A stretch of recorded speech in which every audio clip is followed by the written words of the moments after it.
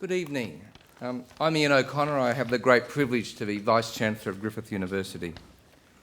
The Honourable Michael Kirby, AC, CMG, Chancellor Lenine Ford, AC, Professor Emeritus Roy Webb, AO, Doctor of the University and former Vice-Chancellor of Griffith University, Chris Sainz, the Queensland Art Gallery and Gallery of Modern Art Director, Shinya Mashida, the Deputy Consul General from the Consulate General of Japan in Queensland, Professor Andrew O'Neill, the Director of the Griffith Asia Institute, distinguished guests, ladies and gentlemen. I'd like to acknowledge the traditional custodians of the land upon which we meet today and to pay my respects to the elders past and present and to extend that respect to all Aboriginal and Torres Strait Islander people. I trust that whilst you were in the lobby enjoying the refreshments that you also enjoyed listening to the Brisbane Guitar Quartet comprising students of Griffith's Queensland Conservatorium. On behalf of the University, it's my great pleasure to welcome you here tonight for this very special event, a public lecture by the Honourable Michael Kirby. On the 20th of January this year, in his capacity as the Chair of the UN Commission of Inquiry on Human Rights in North Korea, Michael Kirby wrote to Kim Jong-un informing him that the Commission had concluded its inquiries.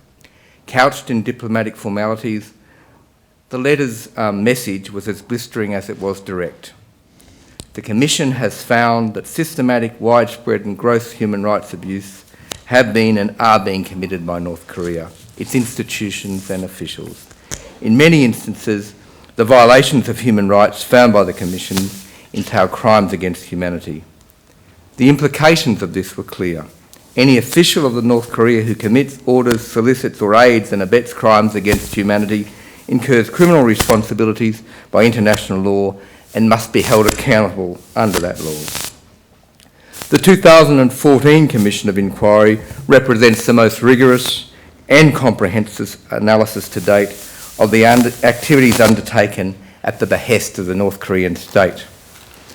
One of the most widely remarked upon features of the Commission's inquiry was its chair's frankness and honesty, features that are in rare supply in the anodyne world of UN diplomacy.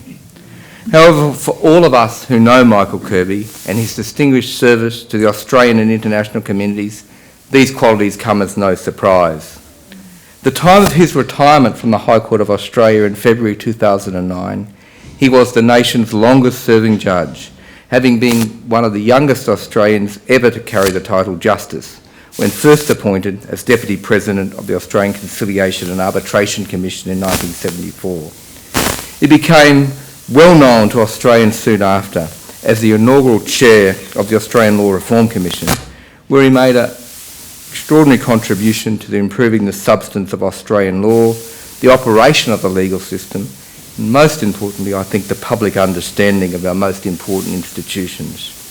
In 1984, he was appointed the President of the New South Wales Court of Appeal by the Governor Neville Wran, another distinguished Australian whose passing Michael Kirby helped mark today in Sydney earlier. In 1996, he was appointed to the High Court of Australia. I'm pleased to say that for many, many years, Michael Kirby has also been a great friend of universities, and I say that in the plural, holding honorary doctorates from many universities across the world, including Griffith University.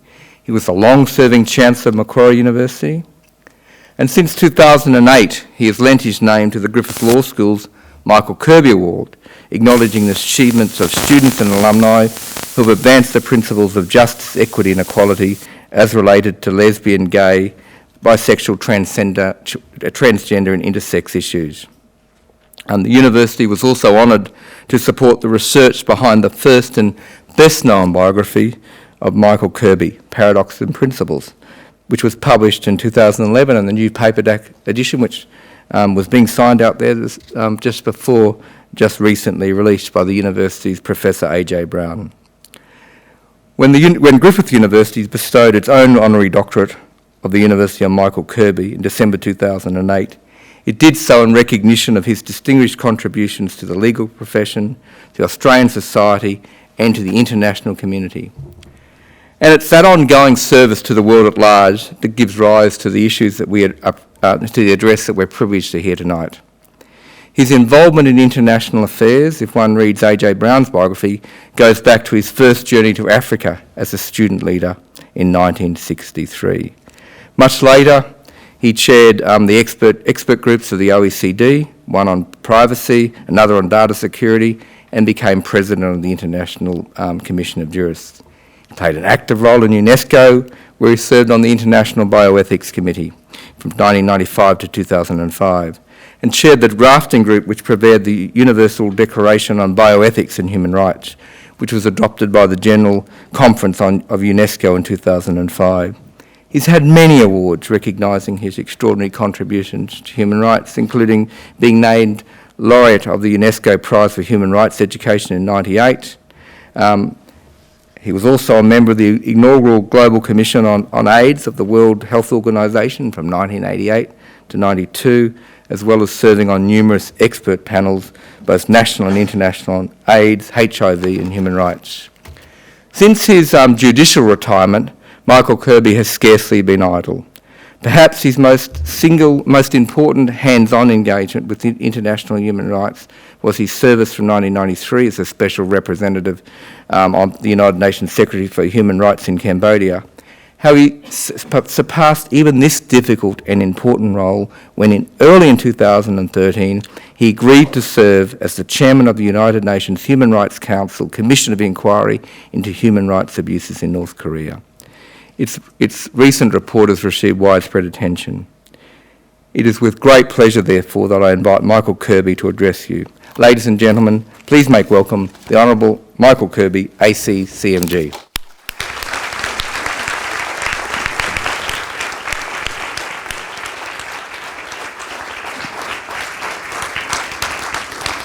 Thank you very much, Vice-Chancellor, Chancellor, distinguished members of the scholars and academic staff of Griffith University, and fellow citizens. Thank you very much for having me here tonight. I treasure my honorary doctorate as a doctor of the University, of Griffith University, which I received soon after I retired from the High Court of Australia. And in fact, because I spoke on the occasion about love, it went viral. Everybody had to have it because it was so unusual for somebody actually to talk about love. But I have a theory that international human rights, if you analyse it, is based on our love for one another and upon our recognition that in other human beings they have lives and they have families and they have crises and they have needs, and that it's this that binds us together as a species. And our task as a world is to find ways to reinforce the notion which is stated in the opening preambles of the Charter of the United Nations, that the new world order has to be based upon international peace and security, upon universal human rights, and upon justice for all people. And they are the foundations of the United Nations, and effectively they were the foundation for the work which I've just completed on the Commission of Inquiry on Human Rights Violations in North Korea. Now, North Korea is an artificial state. Korea is not an artificial state. Korea, the peninsula of Korea, had a distinctive people and language and culture for 2,000 years. But in 1911, Japan took upon itself the colonial rule of Korea, and as a consequence of that, it remained a Japanese possession until 1945, at the end of the Second World War, when suddenly the war was over. And a question arose, what was to happen to the Korean peninsula, which had been under Japanese imperial rule? In Cairo, the Allies met and they decided that what should be done in respect of the Korean peninsula was similar to what was planned in respect of Germany. The country should be divided into spheres of influence, and the sphere of influence in the south should be assigned to the United States of America, and the sphere of influence in the north should be assigned to the Soviet Union. The actual division of the peninsula was performed by an officer of the State Department. His name was Dean Rusk, and he was subsequently to be the Secretary of State of the United States of America. And he just drew the line at about the 38th parallel, and that line, with some modification during the Korean War, remains the division of the Korean Peninsula today. If you look at the Korean Peninsula from out in space by satellites which circle our world all the time, it's an amazing scene, and you may have seen this photograph from space. To the south are the vibrant lights of the Republic of Korea, South Korea, and on the west are the dazzling lights of China, New China. The developments of their economy and of their industry has brought about lights as bright as those in South Korea. But in between is this space, which is virtually just a dark spot. A couple of little lights in the south of North Korea mark where Pyongyang, the capital, is, not far from the demilitarized zone. And that is Korea, and that is the peninsula, and it is the ultimate sign to the international community which is watching this thing, that whilst China and South Korea have gone ahead and advanced to highly productive industries, and in some technologies are leaders of the world, both of them are economies in the top 10 economies of the world. And whilst that has happened in those two countries and in Japan, despite the devastations of war, unfortunately in North Korea it's a country which has drifted backwards in time. And although during the Japanese colonial rule and earlier it was the advanced part of Korea, the south was the breadbasket, the north was where industry was, and although that was what has been, what is a sad reflection upon the misgovernment and the deprivation of fundamental human rights which has occurred and has now been revealed and described in the report of the Commission of Inquiry. I had absolutely no hostility to North Korea. I can honestly say I didn't really know a lot about North Korea, and therefore I took upon the task of preparing the report of the Commission of Inquiry with my two colleagues, Commissioner Marzuki Darusman, the former Attorney General of Indonesia, and Commissioner Sonja Biserko, a human rights expert from Serbia who had good reason to know about crimes against humanity and genocide because of the history of that country. We embarked upon our task with complete independence and without preconceptions, and we simply set upon doing what the Human Rights Council of the United Nations in Geneva had asked us to do. This was essentially to answer four questions. The first question was, is there evidence of serious breaches of international human rights law? The second question was, if so, do any of those breaches rise to the level of a crime against humanity, which is an extremely serious crime in international law, which calls forth the obligation to protect, the requirement to protect the people who are suffering crimes against humanity where their own nation does not protect them. Thirdly, if so, is it possible to describe those who are accountable for those crimes? And fourthly, if so, how can accountability be achieved, and what do you recommend for that purpose?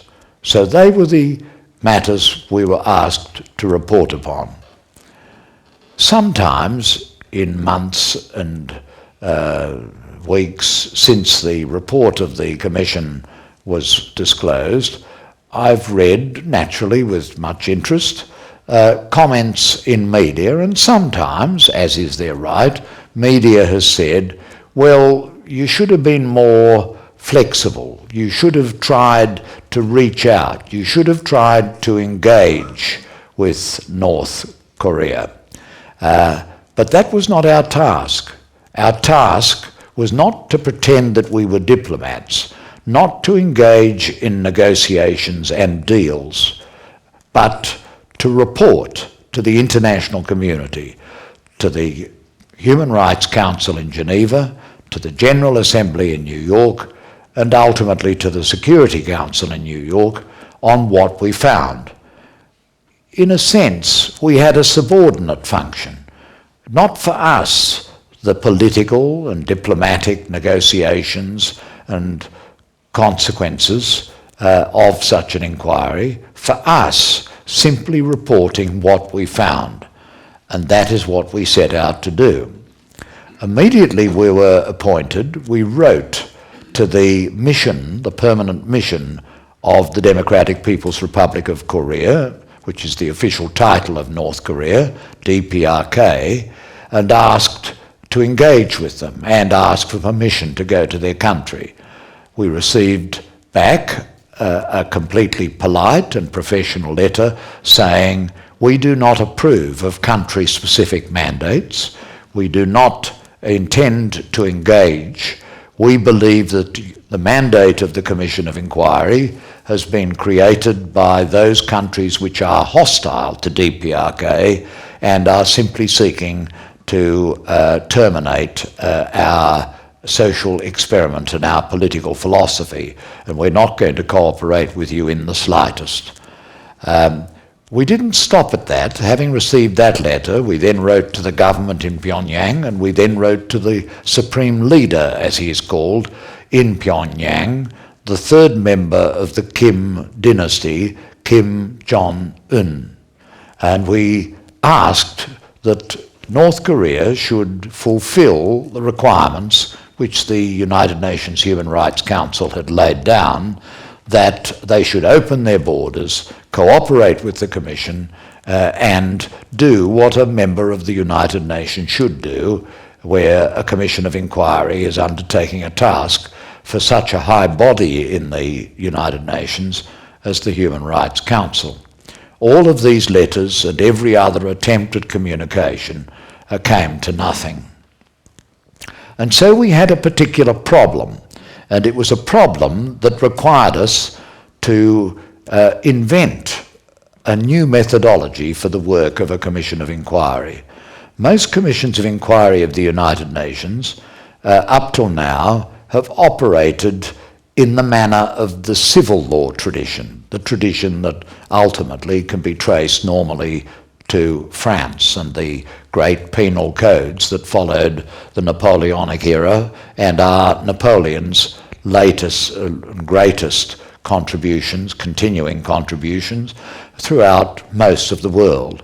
More countries of the world follow the civil law tradition than follow the common law tradition of Britain. But my tradition, the one in which I grew up, was the more open procedures that we derive from Britain, that those who engage in trials or inquiries or commissions of inquiry usually sit in public, so that the commissioners and those who are doing the job and the judges can constantly be judged by the citizens and by those who are subject to inquiry, by the media and by civil society and civil groups. And so my two colleagues and I decided that we would do this inquiry in a different way. And I told the High Commissioner for Human Rights, and I told the Secretary General of the United Nations, Ban Ki-moon, himself a national of South Korea, this inquiry is going to be done in a different way. And so it was.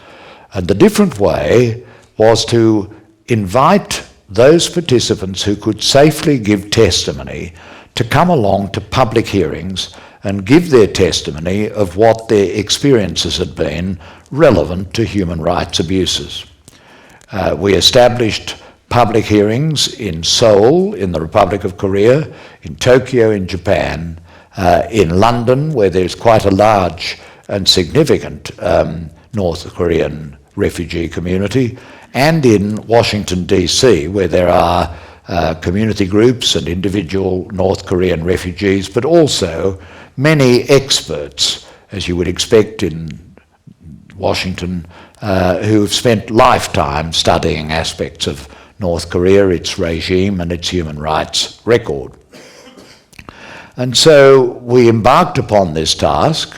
We had first to clear the witnesses to make sure that they didn't have any relevant family, because testimony that others had received and statements made to us in confidence indicated that retaliation against families is not at all unusual in the case of North Korea if anyone expresses criticism of the regime.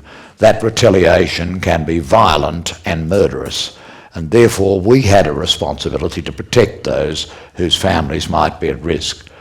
We had no trouble getting witnesses to talk about the situation in North Korea. There are 26,000 refugees from North Korea living now in South Korea. In fact, we had ultimately to cut off the taking of the evidence because of the fact that we had to get our report written effectively by the beginning of 2014, which meant we had to write it within a period of 6 months. And so we embarked upon the hearings. We filmed the hearings, we put the testimony online. Sometimes some disguises were taken, sometimes aspects that might lead to the tracing of the witness were withheld from the filmed testimony. But a huge body of information was gathered, and it's available online, and any of you can look at it, hour after hour of people giving testimony of the most horrendous deprivations of human rights that they had suffered. It's very similar, if you've ever seen it, to the testimony of the survivors of the Holocaust in the Second World War. Most of them Jewish people who suffered so greatly in Hitler's mad scheme to eliminate the Jewish race in Europe. It's as if people who have suffered so greatly and have survived feel a certain internal guilt that they have survived and others in their family and friends have perished, and they feel an obligation to talk about it, to tell their story.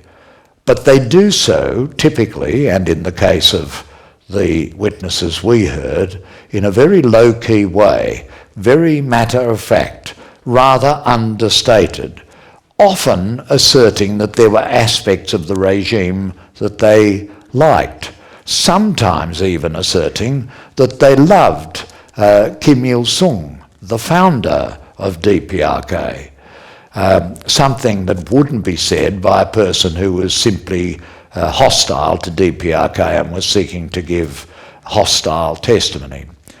But to the suggestion by North Korea that these are human scum who have fled their native land and are defaming it, and to the suggestion of China in its comments on the report that because we couldn't get admission to North Korea, we were bound to fail in securing reliable testimony.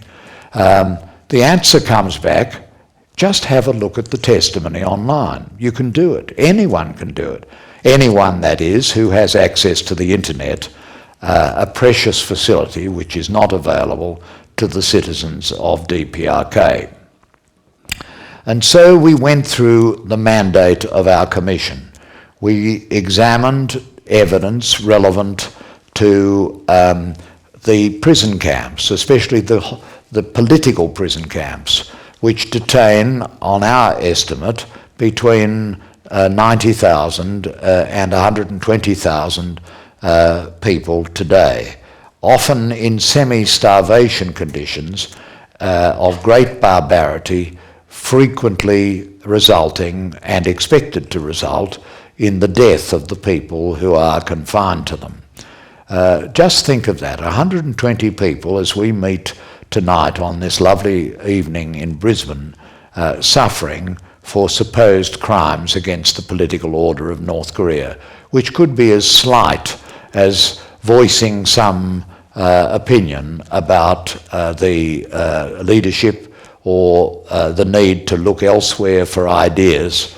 That has a tendency to end you up in a political camp. The cruel tortures and the public executions, which are commonplace and to which school children are taken to instill in them a great fear of authority. The discrimination that exists, discrimination against women, against the people on the grounds of their social status, the so-called Songbun system, which was created by Kim Il-sung, classifying people on the grounds of whether they were the core class favourable to the regime or the wavering class not to be trusted in relation to the regime, or the hostile class who were enemies of the regime, often so categorised simply because they had a relative in South Korea. Discrimination also against people on the ground of their religious belief. At partition, when Dean Rusk drew that line, the Christian population of North Korea, on the figures that are provided by DPRK itself, was 23% of the entire population. Today, it's 0.8%, so it's less than 1%, and it's dropped in the 50 years since the establishment of DPRK most radically, and that's because having Bibles or having some connection with missionaries is seen as a very hostile act. In addition to this, there was the deprivation of food. The right to food is one of those fundamental human rights expressed in the Universal Declaration of Human Rights and also in the International Covenant on Economic, Social and Cultural Rights. And it's a government's duty to provide food as a basic right for its population. But when a famine came along in the 1990s and had a devastating effect on the availability of food to the population, instead of diverting funds to meet the famine and opening the country up to the World Food Programme, which was available if proper monitoring procedures were put in place to make sure that food provided as aid was not going only to the elite and the government, but going to all people according to their need. Instead of doing that, North Korea continued during this period to purchase extremely expensive MiG fighters from the remnant states of the Soviet bloc and continued to invest in the development of nuclear weapons, which now, it is estimated, number about 20 nuclear weapons, and they have the delivery systems that could deliver those weapons to Seoul in the Republic of Korea, just 100 kilometres south of the demilitarised zone, and also to Japan, which is in striking distance of their missile systems, but also China, which is also a close neighbour and has a common border with North Korea. A further matter of our inquiry was the issue of abductions. Abductions began as a matter of state policy during the end phase of the Korean War. That war broke out in 1951 when forces of North Korea invaded the South. That led to a United Nations resolution and to the engagement of United Nations forces mostly American, but also some Australian and British forces, to repel the invading forces of North Korea. And in the expulsion of North Korea and their forces from the Republic of Korea in the south, they grabbed and took back an estimated 100,000 people, some of them prisoners of war, and others of them simply civilians who were deemed to be useful to North Korea and therefore liable to be removed. The whereabouts of these people has usually been denied, and reunions are very difficult to arrange, and they're provided as crumbs from time to time by North Korea, and often they're cancelled at the last minute, and when they are allowed, they are presented as a great sign of the magnanimity of North Korea and of its supreme leader. But there was another form of abduction, the abduction of foreign nationals from their own countries. And it was admitted in 2001 when Prime Minister Koizumi of Japan went to Pyongyang, that a state policy was in place by which Japanese nationals were seized and taken from Japan to North Korea for the purposes of the North Korean state. This is a barbarous and piratical form of abuse of human rights, and it led to people with different supposed talents being simply seized. A young girl, Megumi Yokota, who was on her way home from badminton practice, never turned up at home because she was simply seized and taken to North Korea, ostensibly on the basis that she could then teach the North Korean authorities latest Japanese idiom. Just imagine the fear, anxiety, and outrage of her family and of her surrounding community when this was discovered. The exact numbers of such abductees is not certain. The Japanese government asserts that it is at least 17 cases which have been accepted. The Japanese Prime Minister, Mr. Abe, has committed his government to resolve the abduction issue. It is a very big question for the people of Japan, but it is brushed aside as insignificant and resolved by North Korea. In fact, the Commission of Inquiry was of the view that the numbers were much more than 17, probably more in the number of 200 or 300. So you're talking about 100,000, probably more abductees and also prisoners of war who were retained, and as well as that, significant numbers of nationals from foreign countries, particularly Japan. Now, the report of the Commission had 3 phases of revelation to the world. On the 17th of February, the report was available in its English language version, and it was uploaded onto the web. I was in Europe for other purposes, went to Geneva, and a press conference was held when the English language version was ready, and that gave the first tranche of publicity to bring the findings of the Commission to the notice of the international community. The second tranche happened on the 17th of March, St. Patrick's Day, when I had to go back to Geneva with my colleagues, and the report was then formally delivered to the Council on Human Rights. The third tranche was just earlier this month in New York, when the report was presented to the members of the Security Council who were interested to receive a briefing on the report. There is a procedure whereby the Security Council can receive a briefing. It's called the ARIA procedure.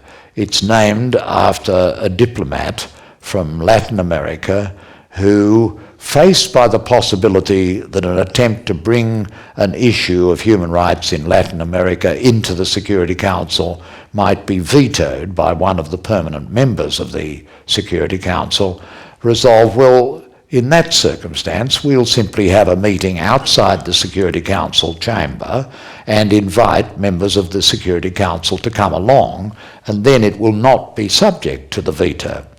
And so 3 countries, the French Republic, the United States of America, both permanent members of the Security Council, and Australia, which is at the moment a non-permanent member of the Security Council, resolved to invite an ARIA procedure.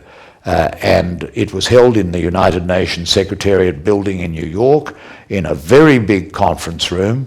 The representatives of all of the member states of the United Nations in the General Assembly were invited to come along. The hall was packed, and in the front sat the chairs for the 15 members of the Security Council, including the 3 sponsoring countries.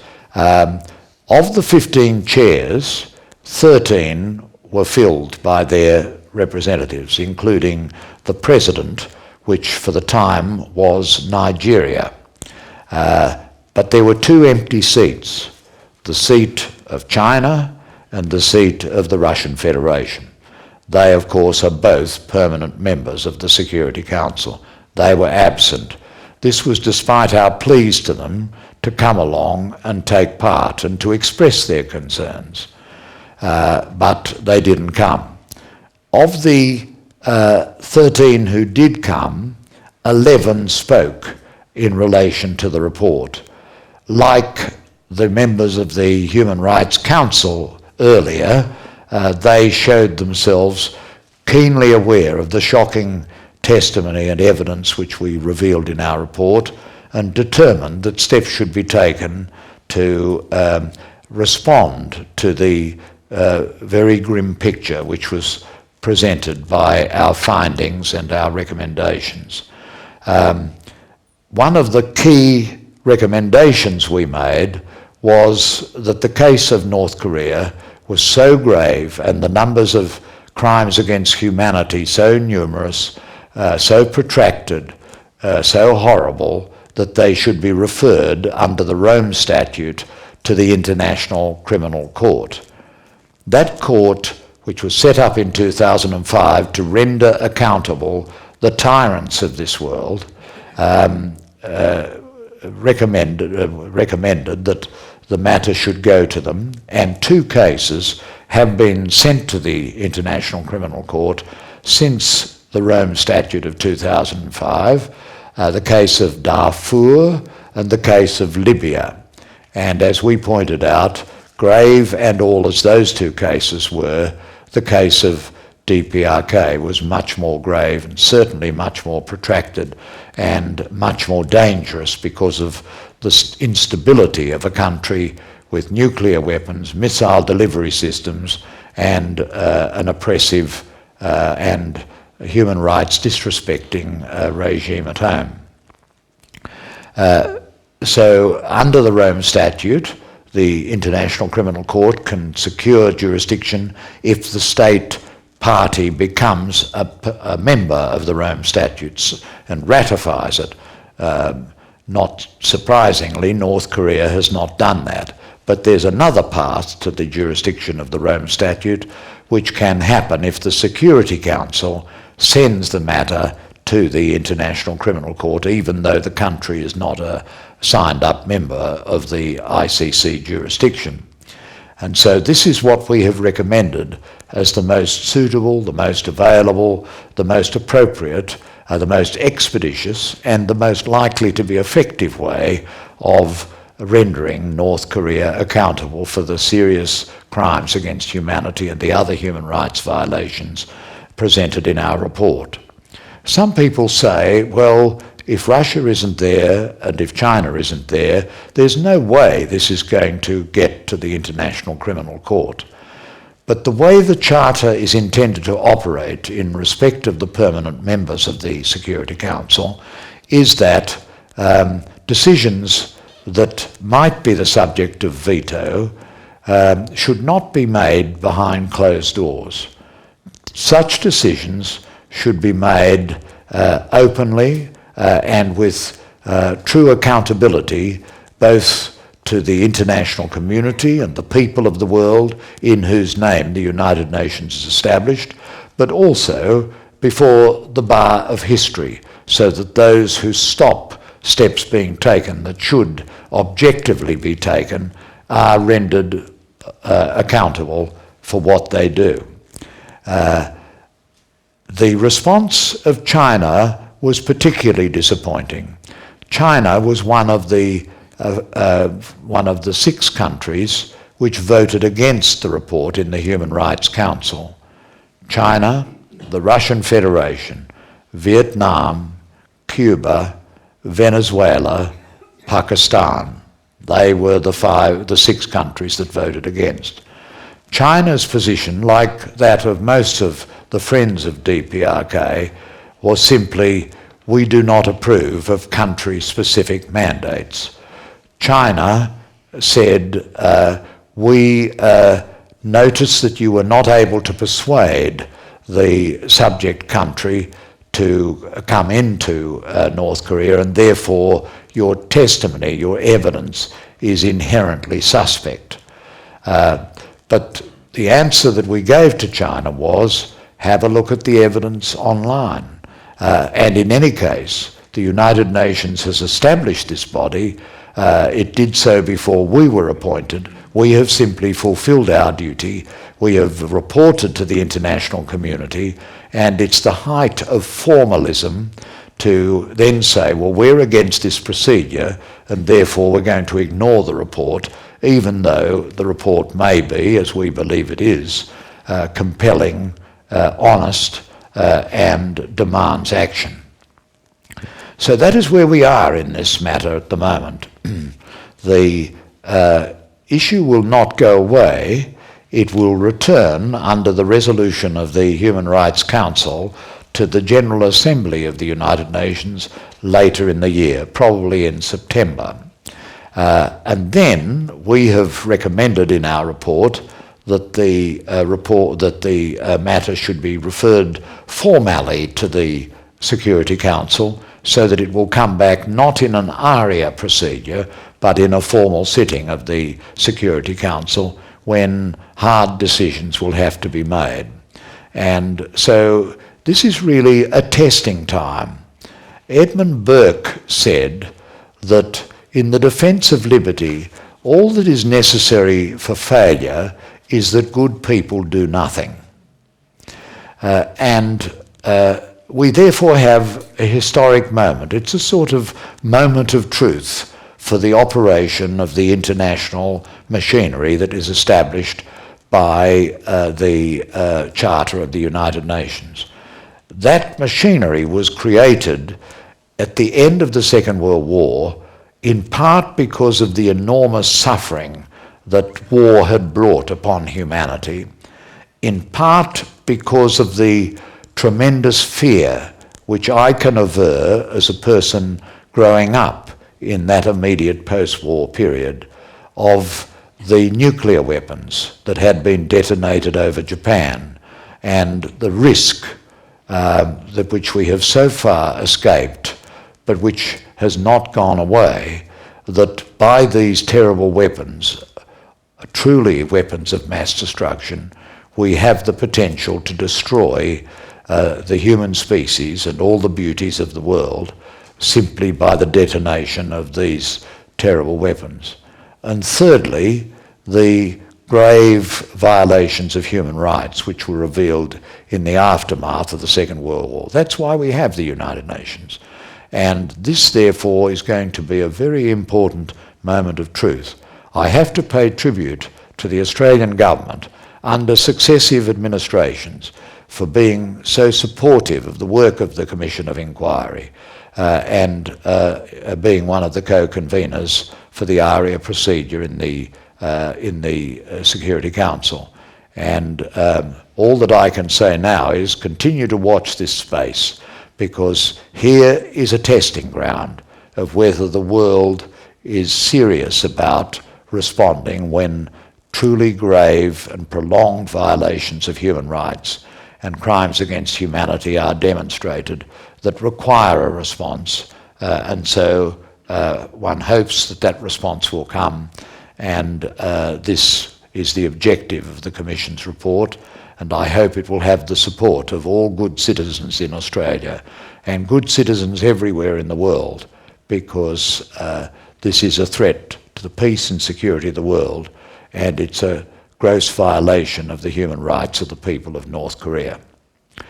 So that is what I came to tell you tonight, and you can give me a very big round of applause, and then we'll have Q&A.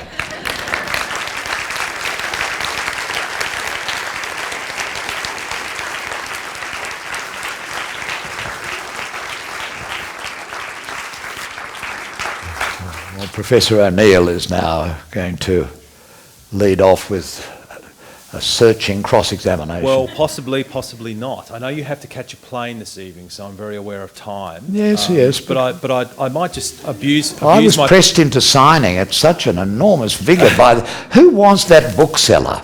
I think he's a secret agent for DPRK. I've never had to work so hard in my life.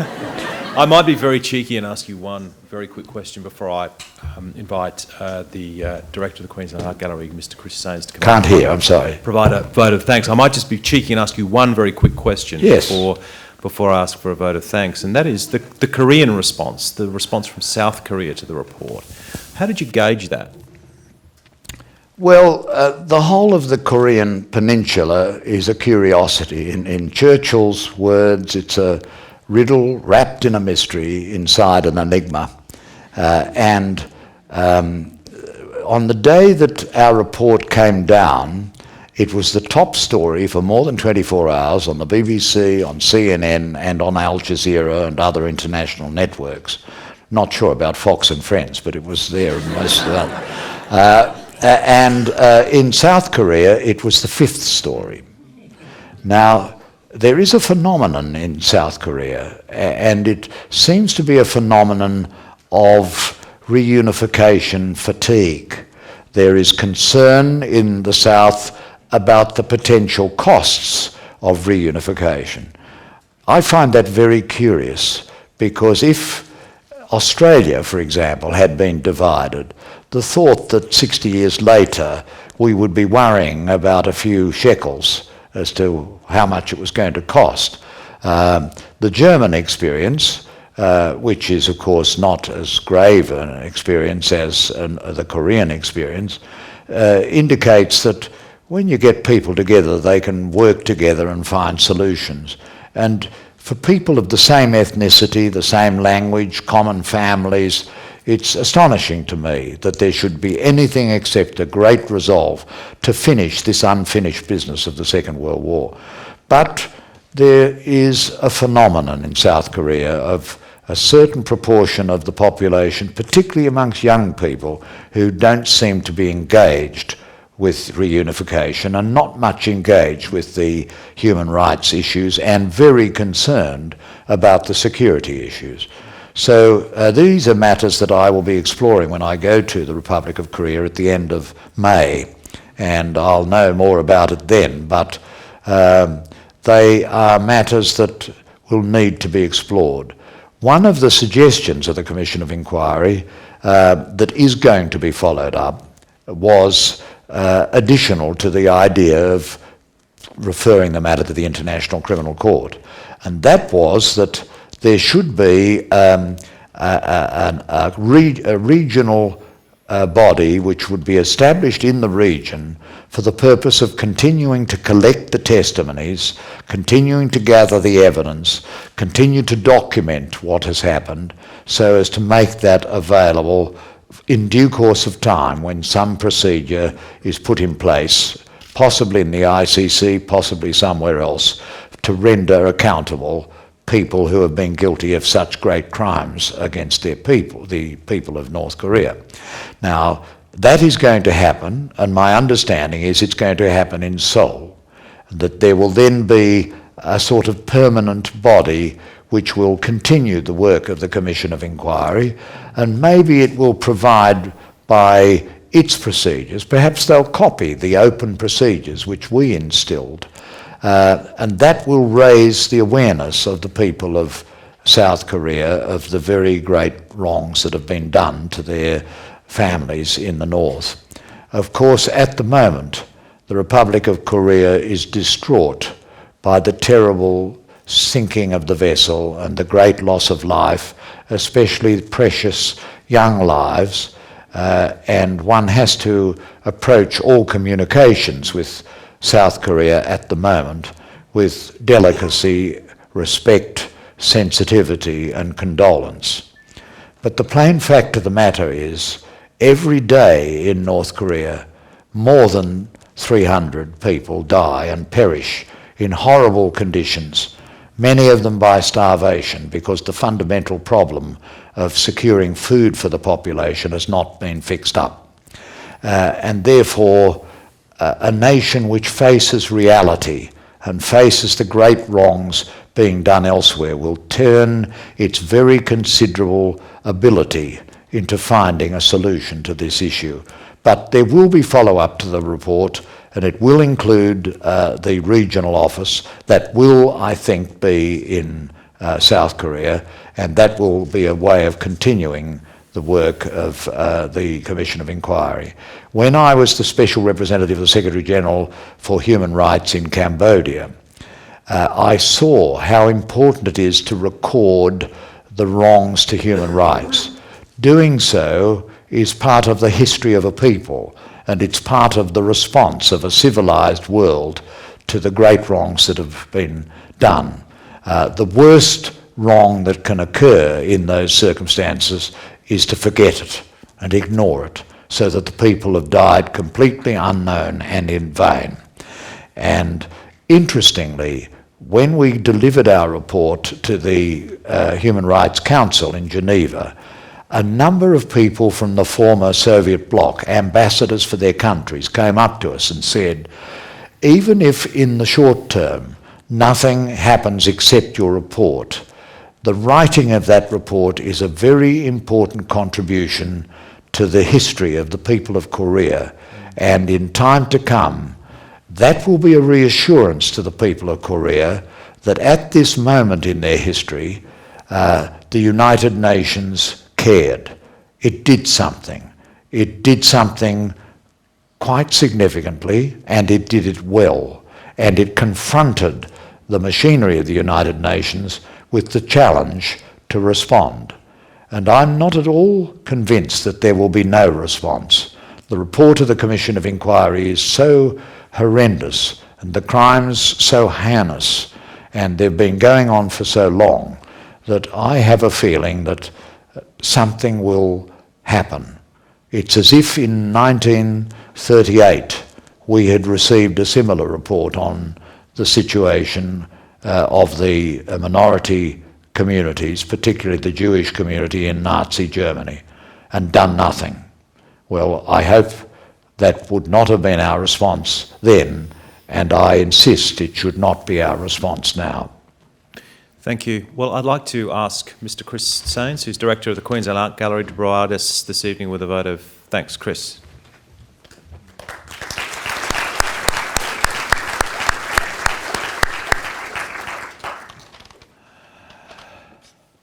Thank you very much, Andrew, and thank you indeed, Justice Kirby, for your remarks this evening. As a global citizen, Australia has for some years now acknowledged the importance of its undeniable geographical, economic and cultural position here in the Asia-Pacific region. Much of what we do here at the Queensland Art Gallery and Gallery of Modern Art is contingent upon this unique locus in Asia-Pacific, and we're keenly aware of our responsibility to the people of a region that is increasingly the focus of international events. I find it very fitting that an Australian, and such an eminent one at that, has led this important Commission of Inquiry into a crucial issue for the region and, of course, for the wider world. Judge Kirby, we're honoured that you could join us tonight to talk about the important work that you and your fellow inquirers performed, and, of course, to face the truth of your incontrovertible findings. As you have said, we must be engaged and concerned about how the situation in North Korea can be addressed.